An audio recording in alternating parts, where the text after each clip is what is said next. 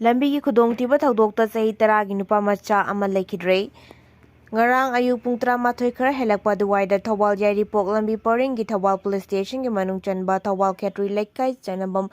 ꯒꯣꯂꯥꯏ ꯍꯥꯏꯅ ꯈꯪꯅꯕ oil pump ꯃꯄꯥꯗ DI Tata registration number MN03D 3332 ꯅ ꯊꯣꯡꯕꯗ ꯆꯍꯤ 10ꯒꯤ ꯅꯨꯄꯥ ꯃꯆꯥ ꯑꯃ ꯂꯥꯏꯀꯠꯅꯕ ꯉꯝꯗꯅ ꯂꯩꯈꯤꯗ꯭ꯔꯦ ꯍꯥꯏꯔꯤ꯫ ꯄꯨꯂꯤꯁꯀꯤ ꯄꯥꯎ ꯑꯃꯒꯤ ꯃꯇꯨꯡ ꯏꯟꯅ ꯂꯝꯕꯤꯒꯤ ꯂꯥꯏꯕꯛ ꯊꯤꯔꯕ ꯊꯧꯗꯣꯛ ꯑꯗꯨꯗ ꯂꯩꯈꯤꯗ꯭ꯔꯕ ꯅꯨꯄꯥ ꯃꯆꯥ ꯑꯗꯨꯒꯤ ꯃꯃꯤꯡ ꯋꯥꯏꯈꯣꯝ ꯄꯤꯕꯥꯔꯦꯟ ꯑꯉꯝꯕ ꯃꯩꯇꯩ ꯑꯄꯣꯛꯄ ꯔꯥꯁꯤꯅꯟꯗ ꯀꯧꯏ, ꯊꯧꯕꯥꯜ ꯈꯦꯇ꯭ꯔꯤ ꯃꯈꯥ ꯂꯩꯀꯥꯏꯗꯒꯤꯅꯤ ꯍꯥꯏꯔꯤ꯫ ꯊꯧꯗꯣꯛ ꯑꯗꯨꯒꯤ ꯃꯇꯥꯡꯗ ꯄꯨꯂꯤꯁꯅ ꯀꯦꯁ ꯑꯃ ꯂꯧꯈꯠꯄꯒ ꯂꯣꯏꯅꯅ ꯆꯦꯟꯅꯔꯤꯕ DI ꯇꯥꯇꯥ ꯑꯗꯨꯒꯤ ꯗ꯭ꯔꯥꯏꯚꯔ ꯐꯥꯔꯦ ꯍꯥꯏꯅꯁꯨ ꯄꯨꯂꯤꯁꯀꯤ ꯄꯥꯎꯅ ꯃꯈꯥ ꯇꯥꯅ ꯍꯥꯏꯔꯤ꯫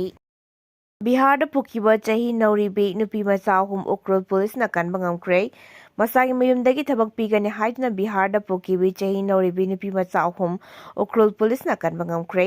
ꯃꯈꯣꯏꯒꯤ ꯄꯣꯛꯅꯐꯝ ꯂꯝꯗꯝ ꯎꯈ꯭ꯔꯨꯜꯗ ꯄꯨꯔꯛꯇꯨꯅ ꯏꯃꯨꯡ ꯃꯅꯨꯡꯒꯤ ꯃꯤꯑꯣꯏꯁꯤꯡꯗ ꯁꯤꯟꯅꯈ꯭ꯔꯦ ꯍꯥꯏꯔꯤ꯫ ꯎꯈ꯭ꯔꯨꯜ ꯄꯨꯂꯤꯁ ꯁ꯭ꯇꯦꯁꯟꯒꯤ OC ꯏꯟꯁꯄꯦꯛꯇꯔ ꯃꯥꯔꯆꯪ W ꯅ ꯐꯣꯡꯗꯣꯔꯛꯈꯤꯕꯗ ꯆꯍꯤ ꯑꯁꯤꯒꯤ ꯑꯣꯛꯇꯣꯕꯔ 22ꯗ ꯍꯥꯏꯔꯤꯕ ꯆꯍꯤ नौरिबी नुपी मचा 3 असी मयुमदगी स्कूल चखिबदगी हंजिलक्ते हाइना कंप्लेंट क्याल अमा लाखी। मखोइगी कंप्लेंट अदुदा अक्टोबर 23 गी अयुक पुंग 9 ताबा मतमदा चही नौरिबी नुपी मचा 3 अदु मकोइ मसा मसागी मयुमदगी स्कूल यूनिफॉर्म सेटना स्कूल तमना चटके मदुदगी मकोइ मयुमदा हंजिलक्ट्रे इमुंग मनुंग नचिंगनबा मफमसिंग चतुना थीरुबा मतमदसु फंगद्रे मरम मदुना मकोइगी मचासिंग अदुबु थीबना उख्रुल पुलिस स्टेशन दा वकालक्के। उख्रुल पुलिस स्टेशन सु केस नंबर रजिस्टर तौगुना खोगुलिबा हौरक्खिबनी। उख्रुल लैरंबदगी बिहार चटकिबा बिहारी सिंगदसु पाव पिदुना खंगनके। उख्रुल पुलिस की पाव असिना मखाताना हाइरिबा नुपी मचा 3 असी अक्टोबर 28 दा स्कूल चटपगी मुहुत्ता उख्रुलदगी इम्फाल तमना बस तोंगुना चटके लोइना नवेंबर 2 दा इम्फालदगी बिहार तमना बस ता अमुक चटके।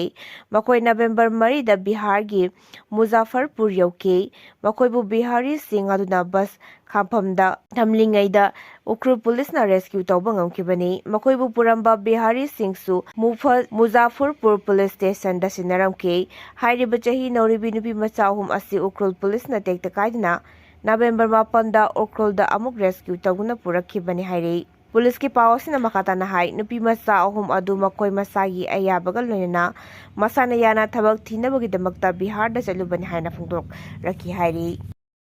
KNOUPF की यूनियन टेरिटोरी की डिमांड MHA ना रिजेक्ट तौखिबदु कंडेम तौवी। KHRC हौखिबा तांग 3 कुकी ग्रुप सिंगी अम्बेला ऑर्गेनाइजेशन अमा ओइरिबा KNOUPF ना भारत सरकार की मिनिस्ट्री ऑफ होम अफेयर्स का वारी सानखिबा अदुदा कुकी आर्म ग्रुप सिंगी माइकैदगी मसागी लेजिस्लेटिव एसेंबली लेजबा यूनियन टेरिटोरी की डिमांड पिनबगी वाफम ministry of home affairs north east की एडवाइजर AK मिश्रा ना रिजेक्ट तौखिबादु Kuki human right council KHRA ना कंडेम तौवी हाइरक्ले। काउंसिल असिना थादोरकपा चेरोल अदुना हाइरिबना हौखिबा सही कुकी मियामना मखोइगी राइट अमसुंग सेल्फ डिटर्मिनेशन की दमकता लांथेंग चथदुना लाक्लिबा से कुकी सिंगी ओइबा राइट अमसुंग फंगफम थोकलबा अपाम्बसिंग अदु फंगनबगी दमकतनी। कुकी लैंड हाइना खंगनरिबा कुकी गी सिंग असी प्री इंडिपेंडेंस की मतमदा मणिपुर स्टेट दरबार की कंट्रोल मखादा लेरमदे मरम अदुना कुकी मियामना तालिबा यूनियन टेरिटोरी की डिमांड असी कुकी सिंगे सेल्फ डिटर्मिनेशन की राइट अदु थबकता ओंथोकननबगी दमकतनी। कुकी मियाम की ओइना मसागी पारीपुरी की ओइबा लमसिंग लेजै मरम अदुना सेपरेट एडमिनिस्ट्रेशन की डिमांड असिगी मतंगदा अतोपा कम्युनिटी सिंगा खनबा मथौ तादे। कुकी मैते अमसुंग नागा सिंगी मसागी ओइबा टॉप टॉप सक्तम अमसुंग टेरिटोरी लेजै मरम अदुना मखोइगी इंडिविजुअल राइट अमसुंग अनिंगबा अपाम्बसिंग अदु इकाई खुमनगदबनी। मणिपुर की हौजिक ओइरेबा फिबम असिदा कुकी मियाम की ओइना सेपरेट एडमिनिस्ट्रेशन हाइबसी यामना मथौ ताबा अमनी। हौजिक थोकलिबा कांगलुप की इरांग अमसुंग एथनिक क्लींजिंग असिना कुकी की मियोइ सनी की मथक्ता सिख्रे कुकी खुल सनी की मथक्ता मांगताखनख्रे। हाइरिबा थौंगसिंग असि Meitei group Manipur state force अमसुंग Meitei militant सिंगना चथखिबनी। हाइरिबा हिंसा की थौदोक असिना कुकी अमसुंग मैतै कम्युनिटी सिंग असी चप मानबा एडमिनिस्ट्रेशन अमगी मखादा कैदोंगैदा लेमिनबा यारोय मरम अदुना सेंट्रल गवर्नमेंट ना कुकी मियाम के अनिंगबा अपाम्बसिंग असी खंगना KNOUPF का constructive oiba maongda wari sanaduna tabak tonthoknaba honabiu Kuki community singa taliba masagi legislative assembly leizaba union territory singi demand asi Kuki singi safety security amasu self determination gi damaktani hairi tha taret NOURIBI ijan sikhibagi JAC semkhre ngarang nungtin pung anirom tabada Bisnupur district ki Kumbi police station ge manungchan na leiba Kumbi Setupur maning lekai da leiba tha taret NOURIBI moirangthem ichan chai kunithoi mapuroiba nausap singaningai oiba moong da sikhiba thakdoka mari lenana JAC semkhre leikhidrabagi mapuroiba nausa chai kunthra manga na miyamna phubadagi jenimsta laikanakhre thakdoka siga mari lenana semkiba JAC na ngasi leikhidraba Ichan gi mapam da pangthokiba pawgi mifam amada ichan asi makhoi yumdagi panglap laptana thongan mari rom setlaga leiba moirangthem nausada yum panbani haukiba irai numita makhoi masel khanei haiduna numidang pung 10 rom tabada mapam da lakuna lekhi nongan baga mapuroiba nausana nongalaga ichan bu masa aniga loinena loba lakpadagi serminakhi adubu numit asigi atengbada ichan thiba khangde haina paulakpadagi nongalaga koithi thibada fangkide adubu ichan mayumgi kada thauri yanuna yamna chenganingai oiba moongda leiramba theinakibani misi asi singaningai oibana postmortem ge report phangdriba fawba asiba haksang lokhiroi hairi Local Area Development Fund ge National Highway 137 A gi lambi saruk khara semge hairubada governor na ayaba pirakhidrei hauzi kaksing amadi lamdam Assam gi praja miyam gi khwaidigi maru oiriba pibam thina soklaba National Highway 137 A gi lambi paring ama oiriba Kaksing Langkhaidagi Kaksing Bazaar Fawbgi Lambigi Saruk khara asik Kaksing Esigi MLA M Rameswarna Manipuri Governor Ajay Kumar Balada ayibu serol piduna MLA Local Area Development Fundagi Paper Block Technology natragana block topping tawduna semjage ayaba pibiu haizarubada governor gi makaidagi hairiba National Highway lambi asi sembagi thabak asi MLA Local Area Fund sijinnabagi program gi chana kanglon singna ayaba piba thabak amadi program gi manung sande haijuna National Highway 137 A gi lambi gi saru khara asi sembagi ayaba piraktre hairi panbayabadi hairiba lambi matek asi pibam yamna soklaktuna miyamna chathok chasinda achoba khudong sadaba kaya mayok narakpadagi Kaksing SC MLA mayang lambam Rameswarna haukiba August 13 da Manipur gi governor da lambi asigi oiriba phibam amadi miyamna thengnariba khudong sadaba sing amadi lambi asi Kaksing district ka atopa kendra sing da samjinna haliba khwaidigi maruoiba lambini haibagi sandokna khanganba warol amadi photo sing yawba ayiba serol pisinduna Local Area Development Fund dagi semjage haiduna taksin kibani serol adugi pakko moina haukiba October 13 Manipur lengaki Joint Secretary H Balkrishna thadorakpa serol amada hairiba lambi asi sembagi ayaba piba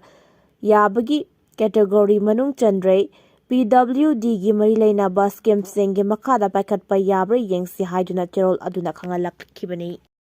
Chinese hand grenade ama thamlamlei Ngarang nungtin pung ahong minit kuntra rom tabada Imphal West ke Lampen Police Station ke manung chanba iroi senba mayai lekai de leiba Samurai Latpam Independent Sharma Zai humputaruk apokpa leikhidraba Syam Sundar Sharma gi yungi geta masakhang dabus singna Chinese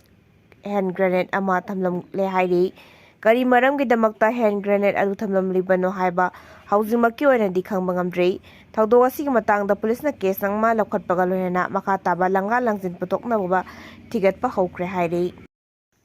MPSC gi wahang se namliba mapalgi printing press inquiry committee semduna yengsingadabani mahiroi ruptaru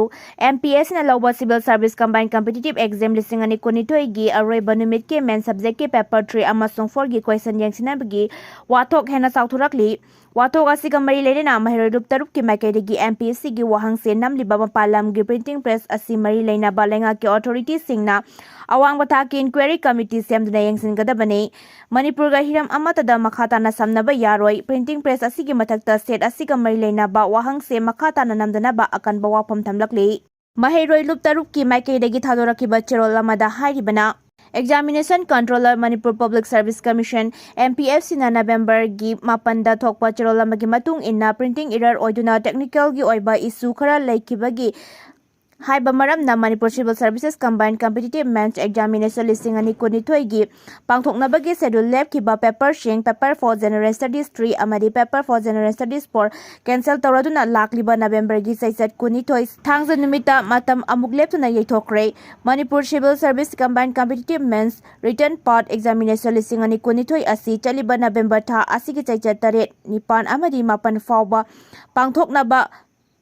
Hangan Cheron ama October ahum da register MPSC na thoki haukiba November gi chaichet mapan ngarang aroiba exam numit asida morning shift paper for General Studies 3 gi wahang che asi candidate singda yenthokadaba evening shift thokpa paper 5 General Studies 4 gi wahang se oina candidate singda yenthorakpa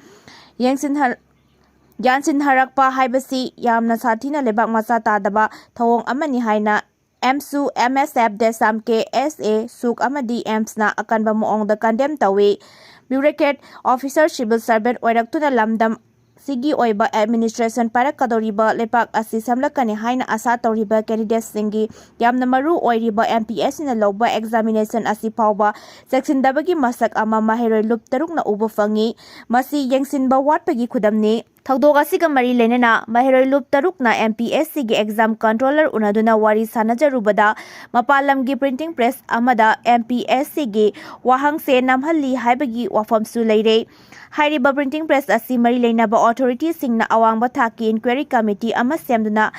yengsingadabani Manipur gi makal amatagi examination ga printing press asiga makatana hiram amatada samnaba yaroi haiba wafam asi media gi khuthangda mari leinaba lenga kiloisang singda thamjabaga lorena printing press asigi mathakta mahiroi lup tarukna Manipur gi maru oiba exam ki wahang se makatana nabidana ba haijari UR habada yamdrabda miyoi kunsi kre chani yankai hena sokre Afghanistan da nomaising numita magnitude 6.3 gi UR haba ama thokiba matung yamdrabda miyoi kun hena sikre amasung chani yankai hena sokre US Geological Survey gi matungina miyoi lak manga galising kulhom doirom leiba Mazar East Sarip manakta UR haba adu kilometer kunipan gi aruba amada thokibani Ministry of Public Health ki wangang loi safab zamana hana yamdrabda miyoi tara sikre amasung chani ga humpu Sokre hairi adubu kona masidagi masing kun yaure haina ministry aduna haike UR haba aduna Mazar East Sarif ki Holy Sangi saruksu mangta khankre haina Walak province ki wangang loi Haji Zaitna agency da haike masigi mamang Augusta Afghanistan da asoba UR haba amasung madugi matung apikpa UR haba kayamram da miyoi lising kya siki amasung amuka hena lising kya amasusoki Afghanistan da maru oina Eurasian amasung Indian tectonic plates sing manakta unariba Hindu Kush mountain range paring da UR haba sing toina thoki